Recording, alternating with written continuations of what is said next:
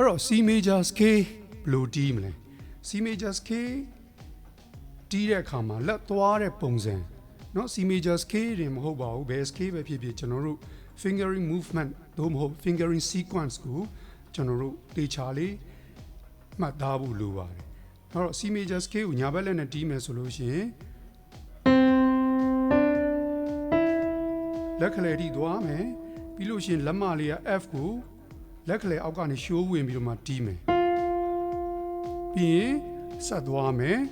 လက်တန်းထိဆက်တီးမယ်ပြီးပြန်ဆင်းမယ်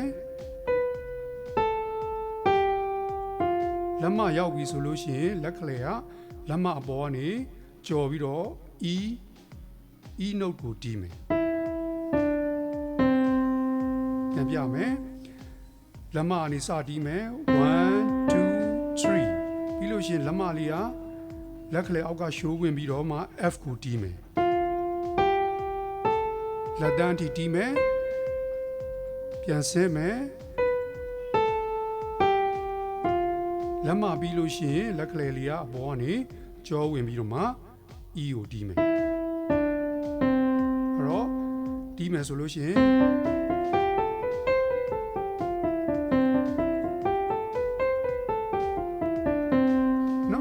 C major scale ကို1 octave တီးတာဖြစ်ပါတယ်ဘယ်ဘက်ကိုကြည့်မယ်ဆိုလို့ရှိရင်လက်တန်းကနေစမယ်လက်နံပါတ်5လက်တန်းကနေလက်မတီတောက်လျှောက်သွားမယ်လက်မရောက်ပြီဆိုရင်လက်ကလေးကလက်မပေါ်ကနေကြောဝင်မယ်ပြီးရင်ပြန်ဆင်းမယ်လက်ကလေးရောက်တဲ့အချိန်မှာလက်မလေးကလက်ကလေးအောက်ကနေဝင်ပြီးတော့ G ကိုသွားတီးမယ်ပြန်ပြမယ်လက်တန်းကနေလက်မအထိတောက်လျှောက်သွားမယ်ပြီးရင်လက်မပေါ်ကနေလက်ကလေးကြောဝင်မယ်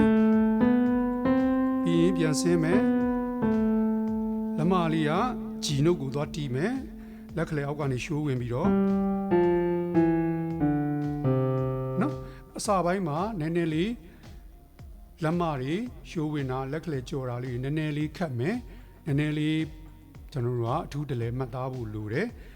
ဒီပါများရင်လေ့ကျင့်ပါများရင်တော့သူကနေသူအလိုက်လဲသွားပြီးတော့မှလွယ်သွားမှာဖြစ်ပါတယ်အဲ့တော့လက်တစ်ဖက်ချင်းစီရပြီဆိုလို့ရှိရင်လက်နှစ်ဖက်ပေါင်းတီးမှာဖြစ်ပါတယ်အခုကျွန်တော်တီးပြနေရသည် C major scale for 1 octave ဖြစ်ပါတယ် octave တစ်ခုစာအတွက်ဖြစ်ပါတယ်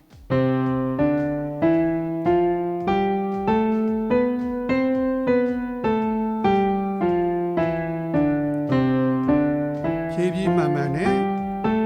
အမှတ်သားသားနဲ့ကျွန်တော်တို့ကလေ့ကျင့်မှုလိုပါတယ်